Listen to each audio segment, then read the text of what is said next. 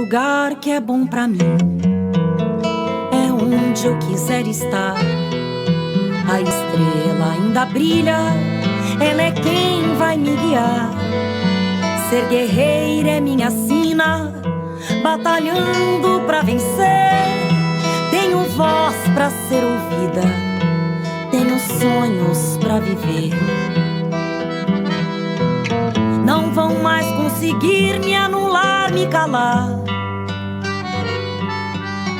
Ninguém vai me impedir de cantar e lutar. Seja em casa, no campo, na rua ou na praça, chega de mordaça, agora eu vou falar. Porque eu sou mulher pra fazer acontecer.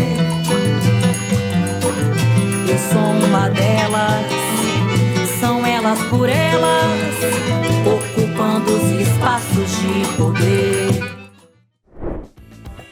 Nesta sexta-feira, você acompanha um resumo das aulas da semana sobre políticas públicas para as mulheres nos governos do PT.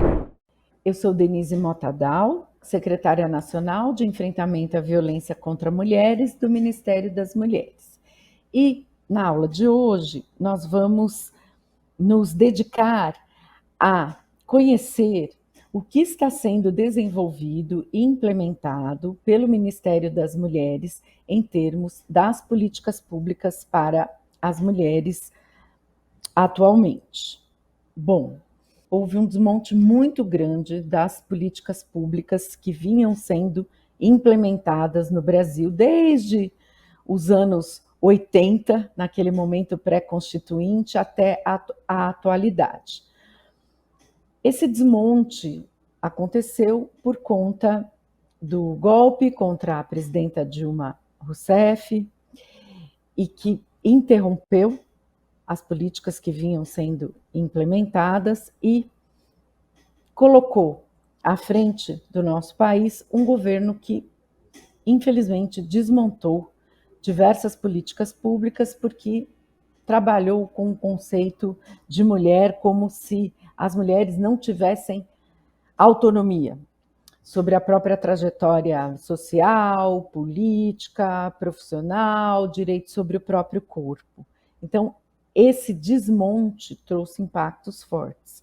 O que nós, agora, no novo Ministério das Mulheres, né, no recentemente criado Ministério das Mulheres, pelo presidente Lula, é a primeira vez que o país tem um Ministério das Mulheres exclusivamente, está fazendo, sob gestão da ministra Cida Gonçalves, conduzido pela ministra Cida Gonçalves? Bom, primeiro, a reconstrução dessas políticas que foram desmontadas. E mais, com foco numa transversalidade muito grande. Então, no dia 8 de março, o presidente Lula lançou 29 programas e projetos, além dos decretos, envolvendo a área de políticas públicas para as mulheres.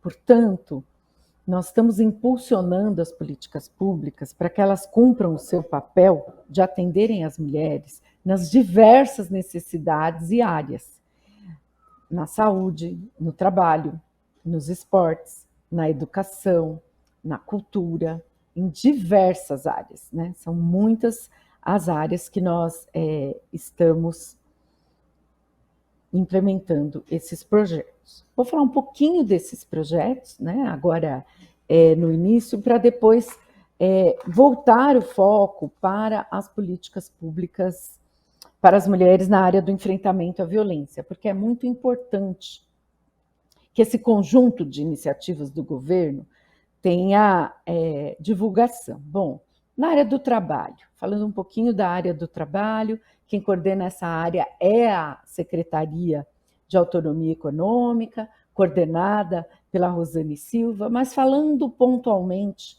da importância desses projetos, dessas iniciativas. O presidente Lula enviou para o Congresso Nacional o pedido de ratificação da Convenção 190 da OIT.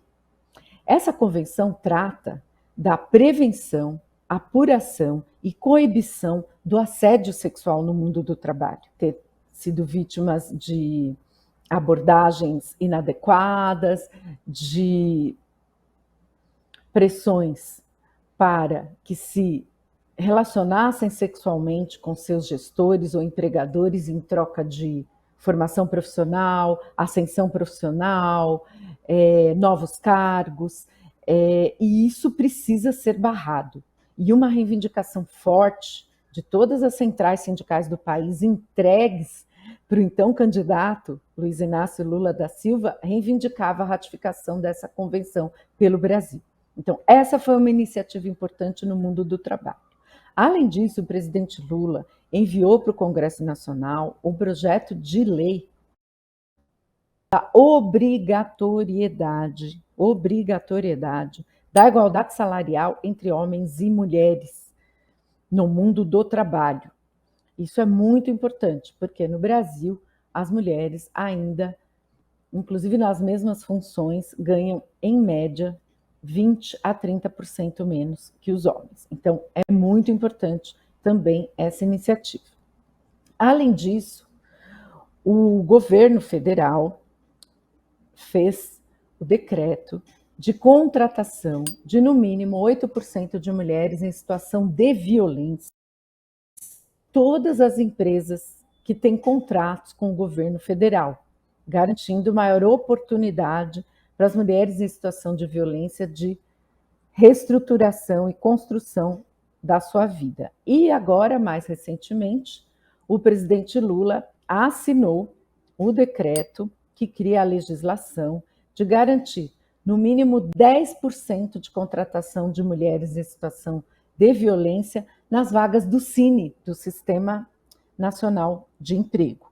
Então, isso vai também sendo uma política importante para o conjunto das mulheres, a igualdade salarial e a Convenção 190 da OIT, e também para as mulheres em situação de violência, porque muitas vezes um emprego é a porta para a mulher sair, romper com a situação de violência, para que essa situação de violência não se agrave e ela não seja assassinada. Então, são iniciativas importantes. Assim como o presidente enviou para o Congresso Nacional o projeto que cria licença maternidade dentro do projeto Bolsa Atleta do Ministério dos Esportes, como ele criou o Pronatec Mulher dentro do Ministério da Educação para garantir maior acesso das mulheres ao ensino técnico, para que elas possam, a partir daí, terem uma maior escolaridade e buscarem mais e melhores empregos. Uma parceria mulheres com o Ministério da Promoção da Igualdade Racial, de criação do dia 14 de março, que é o Dia Nacional de Enfrentamento à Violência Política de Gênero e Raça. Então, essa data se tornou uma referência, que é a data do assassinato da vereadora do PSOL, Marielle Franco, e a partir daí foi instalado um grupo de trabalho interministerial para que nós possamos elaborar ações de enfrentamento à violência política de gênero e raça contra as mulheres. Na área da saúde, a parceria para a dignidade menstrual, então nos kits do Sistema Único de Saúde serem distribuídos também absorventes higiênicos e, concomitantemente, um processo de orientação sobre os direitos das mulheres na área da saúde da mulher. Então, são parcerias, né? O enfrentamento à violência obstétrica, a garantia do parto humanizado na área da saúde, que são também fundamentais para as mulheres. Então, isso falando um pouco, foram diversos, né? Foram 29 projetos e programas lançados, inclusive pelo Ministério da Cultura, editais. Olá a todas, a todos. Meu nome é Tamires Sampaio, eu sou de São Paulo, sou advogada, tenho um mestrado em Direito Político e Econômico, sou militante do movimento negro, militante petista, e atualmente eu estou como assessora especial do ministro da Justiça e Segurança Pública, o ministro Flávio Dino, e sou coordenadora do PRONASSE, que é o Programa Nacional de Segurança Pública com Cidadania. Quero saudar o programa Elas por Elas, para mim é uma felicidade estar aqui falando com vocês, em especial para explicar um pouquinho mais sobre o que é esse programa, como ele foi criado, de onde surgiu e como ele se relaciona com as políticas para as mulheres, em especial as políticas de enfrentamento à violência das mulheres, né? Então, vou começar a falar um pouco da concepção do programa, né? O Programa Nacional de Segurança Pública com Cidadania, o que significa isso, né? Da onde que vem esse termo? Historicamente, no Brasil, a gente aprende e entende a segurança pública numa perspectiva da manutenção da ordem, prevenção de risco, e isso aliado a uma sociedade que foi construída com base na exploração da população negra a partir da escravidão, no genocídio dos povos indígenas, no genocídio da população negra, né, que o movimento negro há muito tempo denuncia, ou seja, né, através dessa dinâmica do racismo estrutural, a política de segurança pública, historicamente no Brasil, acaba se tornando uma política de criminalização, de exclusão, de encarceramento e de naturalização das violências, né, em especial dos homicídios, né, da morte que acontece em torno dessa população. E aí a gente pode ver isso claramente através dos dados, né? Então, em 2016 teve uma CPI sobre o assassinato de jovens no Brasil, e nessa CPI o relatório destaca que a cada 23 minutos um jovem negro é assassinado, e que por conta desse tempo, né, de homicídios que ocorrem, é possível dizer que existe uma espécie de genocídio contra a juventude negra no Brasil. E aí, depois, nos anos seguintes, através de pesquisas do Fórum Brasileiro de Segurança Pública, o Atlas da Violência, o Mapa da Violência, também foi se identificando um aumento dos assassinatos contra as mulheres, em especial as mulheres negras. Então, falar sobre segurança no Brasil não pode estar relacionado apenas a essa noção da manutenção da ordem, porque, na prática, manutenção da ordem significa manutenção de uma estrutura social que foi construída para necessariamente manter e naturalizar desigualdade e violência para uma parcela da população que é pobre, trabalhadora, que é periférica, que é majoritariamente negra. Então, pensar a segurança com cidadania, a segurança cidadã, é construir uma política de segurança que tenha como base não a violência, não a manutenção dessa estrutura social que é desigual, mas sim que tem como base a garantia de direitos. Então, segurança com cidadania significa que se constrói segurança a partir do acesso à educação, do acesso à cultura e lazer, a esporte, a moradia digna, a alimentação saudável, a mobilidade, o emprego, né? Todos esses conjuntos de políticas de direito considerados, né, como instrumentos para também garantir uma segurança.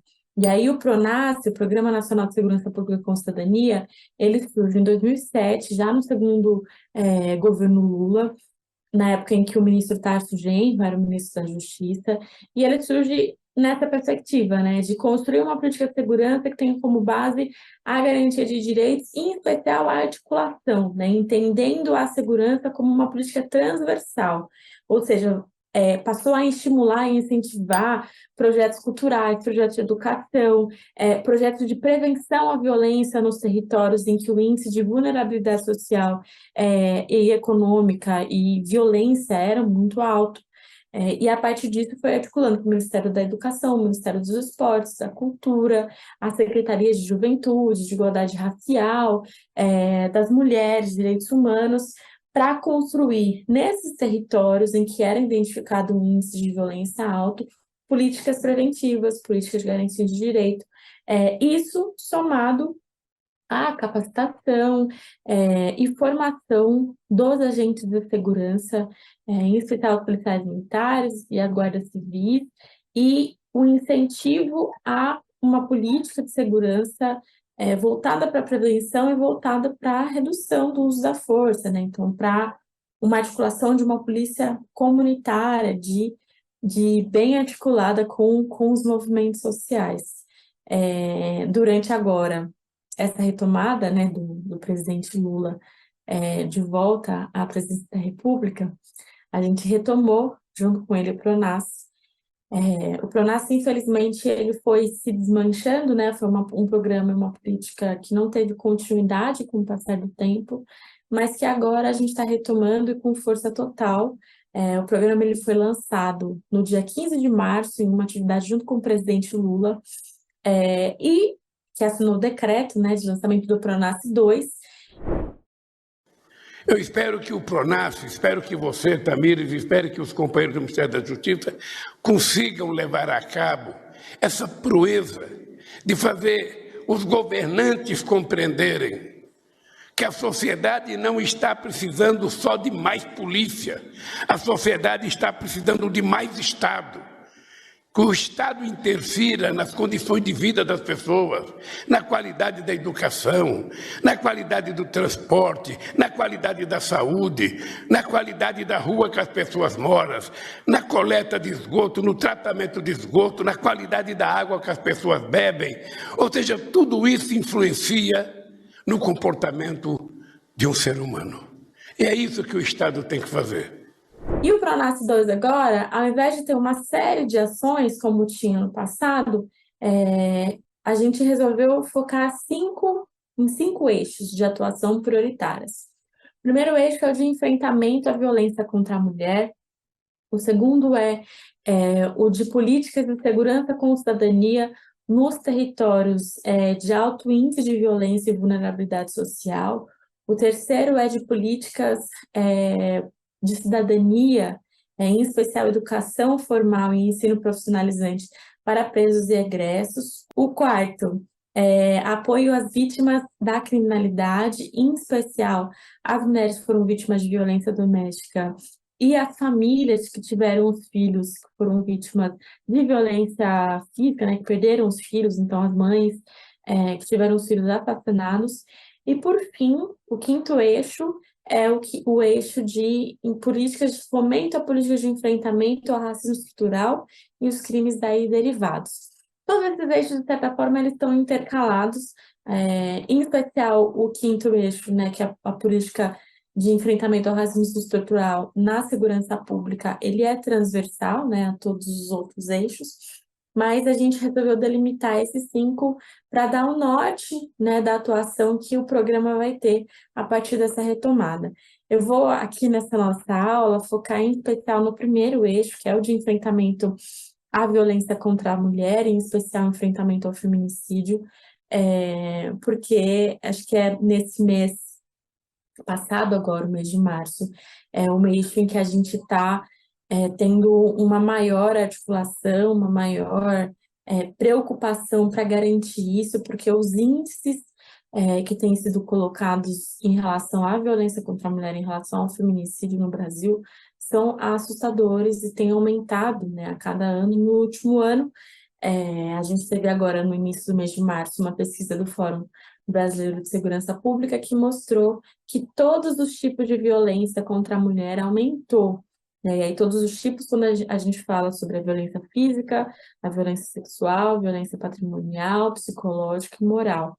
Todos esses tipos de violência teve um aumento no último período, pela primeira vez desde que esses dados estão sendo acompanhados. A cada 6 horas, uma mulher é vítima de feminicídio no Brasil. Então, isso é resultado de, nos últimos anos, desde o golpe contra a presidenta Dilma, em especial agora durante o governo genocida, houve um desmantelamento das políticas de prevenção à violência contra a mulher e de enfrentamento à violência. Mais de 90% do orçamento das políticas de enfrentamento à violência e de prevenção foram cortados, né? Uma série de políticas que eram centrais e que deveriam em especial durante a pandemia, ser cada vez mais fortalecidas, foram enfraquecidas. Isso aliado ao aumento de um discurso conservador, ultraconservador, misógino, que vem crescendo na sociedade como um todo e que tinha como porta-voz principal a pessoa que estava ocupando a cadeira de presidente da República na época. Olá, eu me chamo Iris Maria, sou uma jovem mulher feminista e estou prefeita na cidade de Apuiarés, no estado do Ceará. Minha trajetória até chegar nesse lugar se deu muito no movimento sindical de trabalhadores e trabalhadoras rurais, então minha militância política sempre se deu nesse espaço de organização da classe trabalhadora, e ao tempo em que eu militava nesse lugar, nós fomos nos organizando também dentro da política, o que me trouxe nesse espaço do executivo da minha cidade, mesmo sem eu ter, talvez, nunca me imaginado nesse lugar. Eu fui, nessa última eleição, a única mulher eleita pelo Partido dos Trabalhadores no estado do Ceará, e eu estou hoje a primeira mulher a assumir o executivo da minha cidade.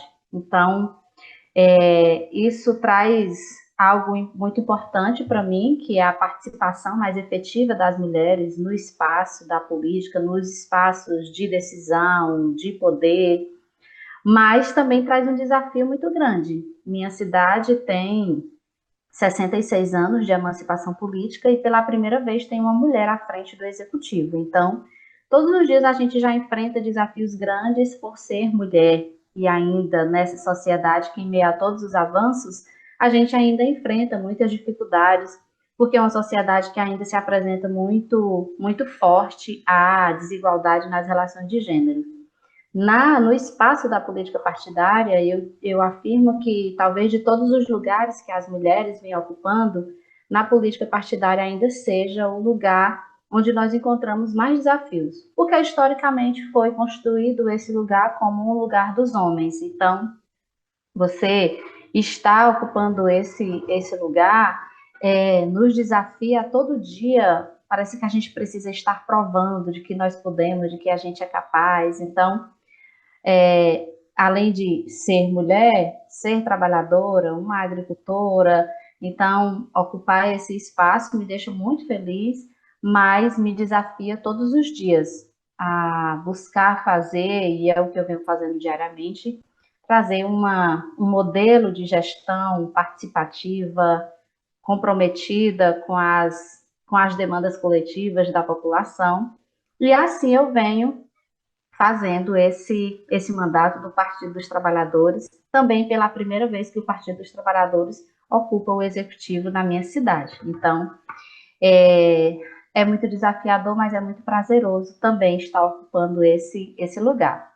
E aí eu recebi o convite de poder vir aqui nesse coletivo conversar, passar um pouco para vocês sobre a experiência do programa Bolsa Família no meu município, trazer algumas questões referentes, inerentes a esse programa.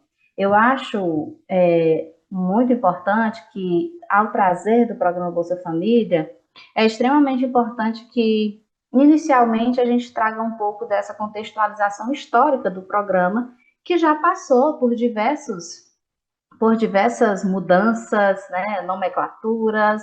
Então, eu acho que é importante a gente compreender inicialmente sobre esse programa, como é que ele nasceu, de onde que ele veio, em meio a tantos programas sociais que já existem no Brasil de transferência de renda.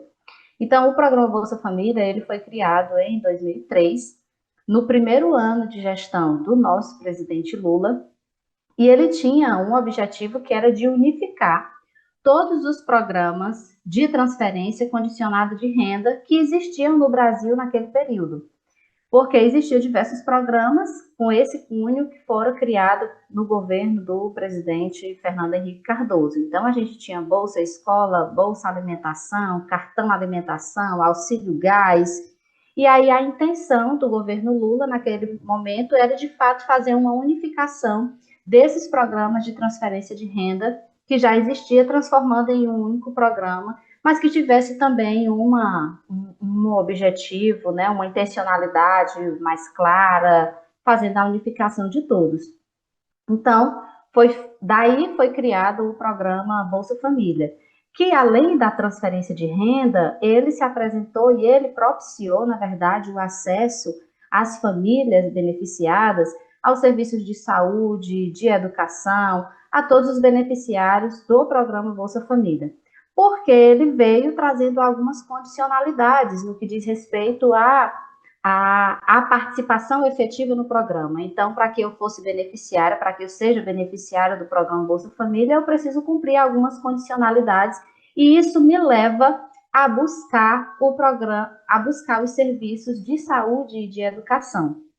Então, isso proporcionou também uma articulação do programa Bolsa Família com outros programas oriundos de outras secretarias, mais diretamente saúde e educação. Então, todas as crianças e jovens que estão na idade escolar, eles devem estar matriculados, frequentando regularmente a escola, e toda a família deve estar em dias com as questões relacionadas à saúde, à vacinação das crianças. Então, isso foi trago como uma condicionalidade para estar, né, ser beneficiário do programa Bolsa Família. Durante o último governo, o governo do presidente Jair Bolsonaro, nós tivemos uma mudança do programa Bolsa Família, que foi substituído pelo Auxílio Brasil. E não foi uma mera mudança de o nome do programa. Na verdade, mudou muita coisa do programa, inclusive tirando essas condicionalidades que se apresenta desde o nascimento do Bolsa Família como uma contrapartida dos beneficiários.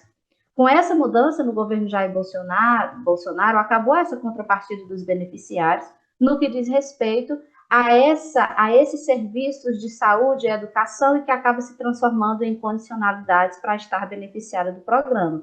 Então, com essa mudança, cada família recebia o valor unificado de R$600, independente da composição familiar, e sem haver a obrigatoriedade de cumprimento de nenhuma condicionalidade para estar no programa.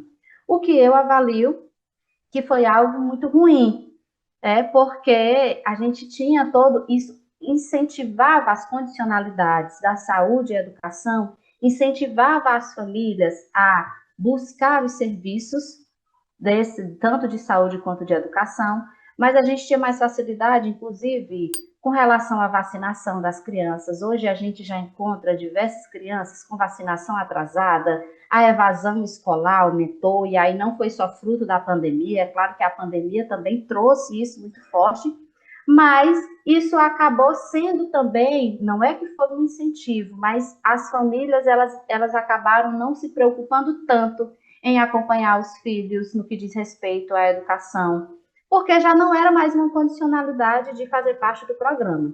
Então, a manutenção do programa Bolsa Família, na minha avaliação, ele é assim, é quase que uma forma de evitar uma convulsão social, entendendo que o Bolsa Família, ele tirou 45 milhões de brasileiros da miséria.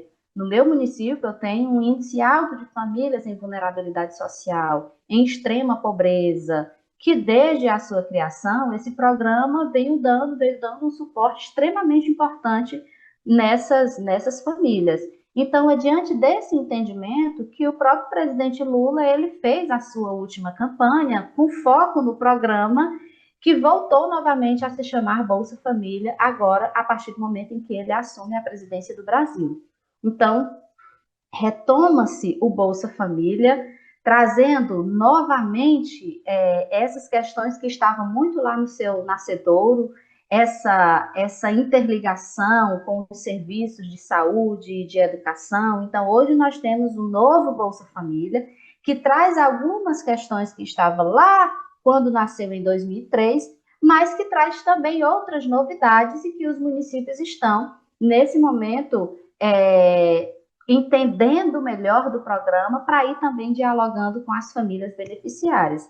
Então, o novo Bolsa Família, ele volta a operacionalizar o sistema de condicionalidades, onde exige a frequência escolar, a vacinação, e ele também tem o foco na atualização do cadastro único e integração com o Sistema Único de Assistência Social, SUAS, com uma busca ativa para incluir quem está fora do programa e a revisão dos benefícios com índice de irregularidades. Hoje, os municípios eles estão aí com um desafio enorme no que diz respeito à atualização dos dados, a fazer a revisão de benefícios, porque, infelizmente, a mudança ocorrida no governo do então presidente Jair Bolsonaro ocasionou uma série de questões que hoje a gente precisa retomar junto às famílias que estão beneficiárias desse programa.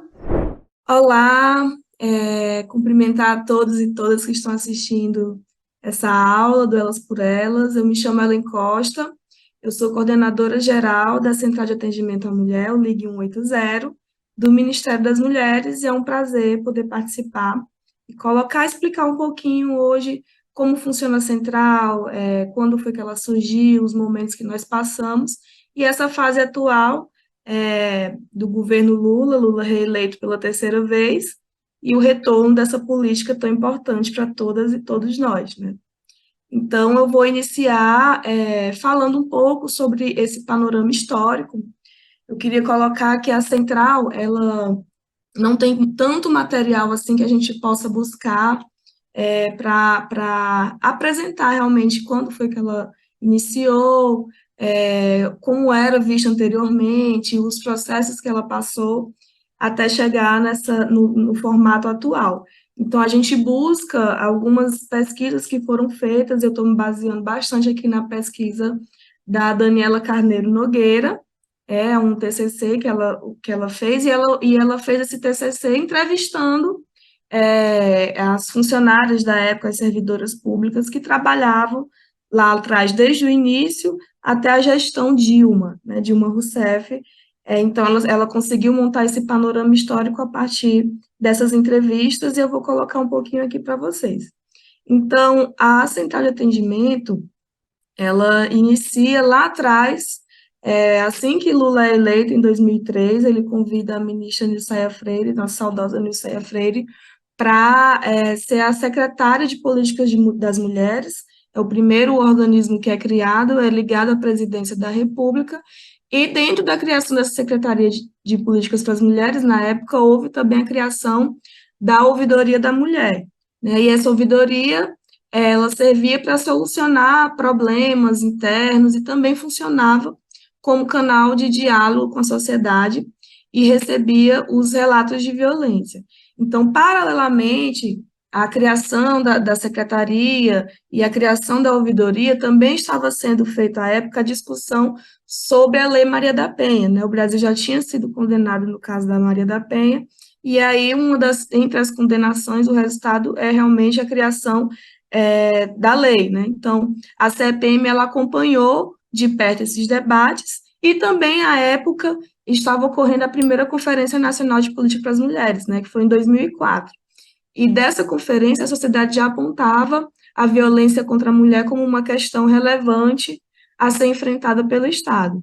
Então, a SPM, à época, sentiu essa necessidade de criar um canal que pudesse informar as mulheres sobre os seus direitos e dar a elas orientações sobre a Lei Maria da Penha e disseminar as leis existentes, né? E dessa forma, a ideia de um serviço que viria a ser o LIG 180 foi pensada no âmbito da ouvidoria e mais tarde também em conjunto com a Secretaria de Enfrentamento à Violência contra a Mulher, que atuava dentro da SPM. Então, não existia naquela época nenhum conhecimento, nem expertise para poder montar um serviço como o LIG 180. Dessa forma, a Secretaria das Mulheres buscou uma parceria junto ao Ministério da Saúde, que desde 1996 já tinha um serviço telefônico chamado Pergunte AIDS, né? E em 97 se tornou o Disque Saúde. Então, em março de 2003, voltando um pouquinho, é criado o Disque Saúde da Mulher, né, que era um projeto que contava com a parceria entre o Ministério da Saúde e a Secretaria Especial de Política para as Mulheres, com esse objetivo de acolher e orientar mulheres vítimas de violência. E em novembro de 2005, surge a Central de Atendimento à Mulher, né? A gente usa a sigla CAM, e a partir de 2006, a SPM assume aí a coordenação dessa central. Então, assim, no momento em que começava a surgir o que hoje se configura como o Ligue 180, pensava-se em um serviço próximo ao que era o Disque Saúde na época, né? Servia apenas para prestar informações. E, além disso, antes da central, a então Secretaria de Enfrentamento à Violência contra as Mulheres da época tinha como objetivo também a articulação de instituições. Então, com a criação do Ligue 180, essa temática de violência de gênero passa para um caráter mais executivo, né, da política de enfrentamento à violência. Então, a central, que começa como um projeto de parceria com o Ministério da Saúde, e apenas com o objetivo de prestar informações, ele passa a alterar essa lógica de funcionamento da própria Secretaria de Violência do país inteiro, e aos poucos ela vai incorporando também a função de receber denúncias, né? E aí, já agora, em 2014, o Ligue 180 ele incorpora oficialmente a função de Disque Denúncia, passando a receber e encaminhar denúncias, né? E, além disso, também havia toda uma articulação com o Ministério das Relações Exteriores para o Ligue 180 também ser utilizado e poder atender em outros países, chegou até 16 países à época, né? Hoje, o Ligue 180 ele é definido, segundo a legislação, como um serviço telefônico de utilidade pública, de âmbito nacional, disponível às mulheres vítimas de violência, que serve aí, no geral, para prestar informações sobre direitos, encaminhar denúncias, prestar informações sobre serviços, e ele deve estar disponível ininterruptamente, né? A base legal ela é configurada pela Lei 10.714, de 13 de agosto de 2003, que autoriza o Poder Executivo a disponibilizar em âmbito nacional esse tridígito, né, que é o número telefônico 180, destinado a atender denúncias de violência contra a mulher. E essa lei de 2003 dava autorização às DEANs, né, e às delegacias de polícia civil, DEANs, Delegacia Especial de Atendimento à Mulher, né, para a criação do número telefônico, mas foi alterada em 2014, né, por essa lei 13.025, de 3 de setembro de 2014, que passa essa responsabilidade desse número para a central que atua ali dentro da esfera da Secretaria Nacional de Política para as Mulheres, né? E aí a gente tem, então, as atribuições do Ligue 180, elas estão definidas no decreto 7.393, de 15 de dezembro de 2010, assinado pelo então presidente Lula. E aí lá estão todas as definições do que é a central, que é muito além da questão só da denúncia. Então, ela recebe, registra relatos de violência, ela dissemina informações sobre serviços, por isso ela sempre tem que estar bem atualizada, e ela, mais importante ainda, consegue fazer o recorte sobre os dados específicos dessa violência, faz o recorte sobre agressor, sobre as vítimas agredidas, os tipos de violência, quem são essas mulheres, a região que elas vivem, que a partir do golpe que foi implementado em 2016, né, com o impeachment da presidenta Dilma, a gente tem a entrada do Temer, e, posteriormente, a eleição do Bolsonaro, e, a partir daí mesmo, um desmonte, uma política de desmonte, que eu costumo caracterizar, que foi empregada por esse governo Bolsonaro, a partir do sucateamento das políticas públicas, né, para as mulheres, e tem aí uma redução contínua do orçamento destinado para o desenvolvimento das ações, tanto a continuidade das ações que já vinham sendo implementadas, quanto o desenvolvimento de novas ações, o que acabou impactando o país inteiro, né? Então, a gente tem, a partir do governo Bolsonaro, o sucateamento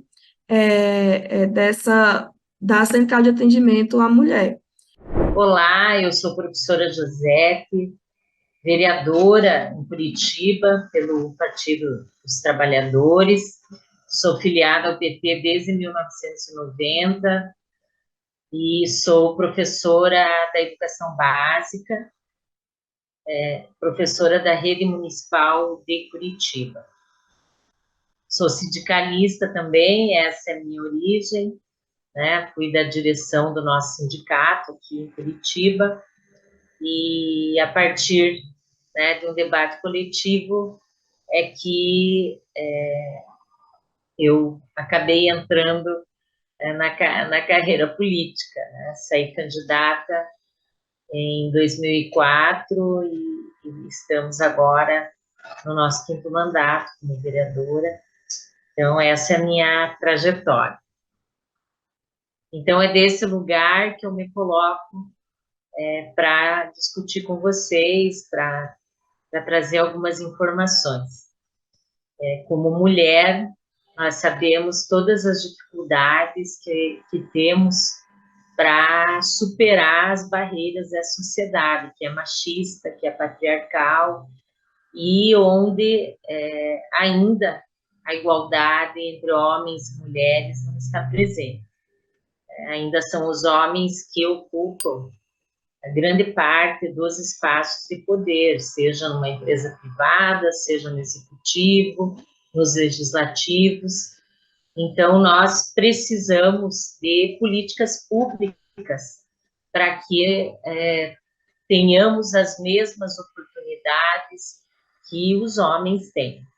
E eu gosto sempre de falar que nós não queremos ocupar o lugar dos homens, nós queremos ocupar o nosso lugar. Nós somos quase 52% da população brasileira, e se nós nos reportarmos aos parlamentos, né, não chegamos nem a 15% de mulheres ocupando esses espaços. Então, tanto na política como nos cargos do poder público, mas mesmo quando nós tratamos de empresas privadas, as mulheres, elas ainda precisam ter a garantia, né, dos mesmos direitos. E foi nesse sentido que, no dia 8 de março, o nosso presidente Lula lançou, né, diversas ações vinculadas ao Ministério das Mulheres.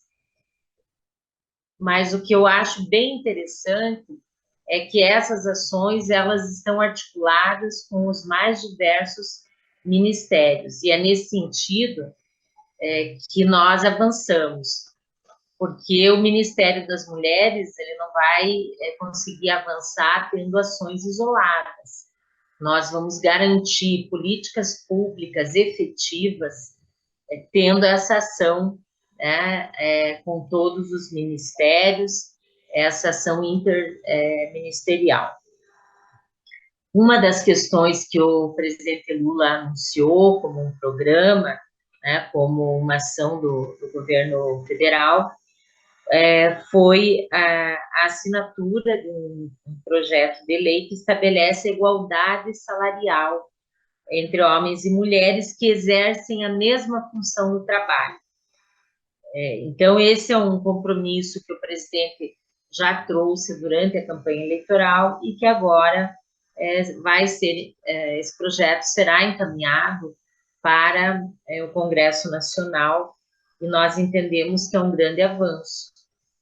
No setor público, as carreiras são idênticas, os salários são iguais, mas na iniciativa privada, nós sabemos que, principalmente nos cargos, né, de maior poder, na hierarquia de uma empresa, muitas vezes as mulheres fazem o mesmo trabalho, ocupam o mesmo cargo e o seu salário é bem menor. Então, acredito que esse foi um aspecto que traz, né, possibilidades de construir essa igualdade entre homens e mulheres. Outra discussão que que foi pautada para esse 8 de março foi o combate ao assédio e à violência, tão presentes na vida das mulheres. Então, a medida, né, colocada pelo presidente Lula é que nós vamos fazer o enfrentamento dessa violência, né, do assédio em relação às mulheres, no sentido de ratificar a Convenção 99 da OIT, né, que trata da eliminação da violência e do assédio no mundo do trabalho. Então, a OIT, esse tratado internacional que foi criado em 2021, né, portanto é recente, ele estimula os países a adotarem essas políticas, né, de prevenção à violência e de punição à agressão no ambiente de trabalho. Tá? Esse é um tema que também, né, leva, em grande medida, à superação da desigualdade. Nós sabemos que o assédio sexual e moral ele ainda é muito presente nos espaços de trabalho. Outra questão é o combate à pobreza menstrual, né? Hoje a gente tem trazido um outro termo, né, que é a garantia à dignidade menstrual, com o compromisso de distribuir absorventes gratuitamente no Sistema Único de Saúde. Então, esse também é um debate muito importante, ainda um tanto incipiente, né? São poucos os lugares onde se faz esse debate, mas esse é um problema, né, que interfere no dia a dia das mulheres, né? Nas escolas, que é onde eu sempre trabalhei, a gente sabe que muitas vezes nós temos meninas que faltam aulas porque não têm acesso a um absorvente, né? Então, não é possível no país nós termos nossas jovens, nossas adolescentes não indo à escola por não ter acesso a esse item que é tão básico. Outra questão que avança, né, nesse pacote que o presidente colocou é a cota para vítimas de violência em contratações do poder público. Então, é garantir que 8% da mão de obra para mulheres se destine às mulheres vítimas de violência. Grande avanço aí também. Porque para superar a violência, as mulheres têm que ter autonomia econômica. Muitas vezes as mulheres se submetem à violência porque não têm alternativa, pensam nos seus filhos, nas dificuldades que elas podem ter quando, enfim, resolverem romper um relacionamento abusivo. Muitas vezes elas não têm renda, não têm um trabalho, e o medo, né, de passar uma situação mais difícil, fome, enfim, não ter onde morar com os seus filhos. Então, eu acredito que é uma ação bastante importante. Também a licença maternidade no Bolsa Atleta. A gente sabe que hoje as mulheres são muito prejudicadas, né, as nossas atletas, porque elas não têm alternativa de renda quando estão em licença maternidade. Então, é mais um avanço. E também acho importante tratar aqui da retomada de programas que foram extintos durante o governo Bolsonaro. Então, um deles é o programa Mulher Sem Violência. E a proposta é que haja a construção de 40 casas da mulher brasileira, que foi um programa criado lá no governo Dilma e que também acabou não tendo continuidade no governo anterior, agora à eleição do nosso presidente. Anote na sua agenda, é de segunda a sexta-feira, sempre às 4 horas da tarde, aqui na TVPT. Reveja esta e outras aulas na playlist TV Elas por Elas Formação, no canal da TV PT no YouTube ou em formato de podcast no Spotify.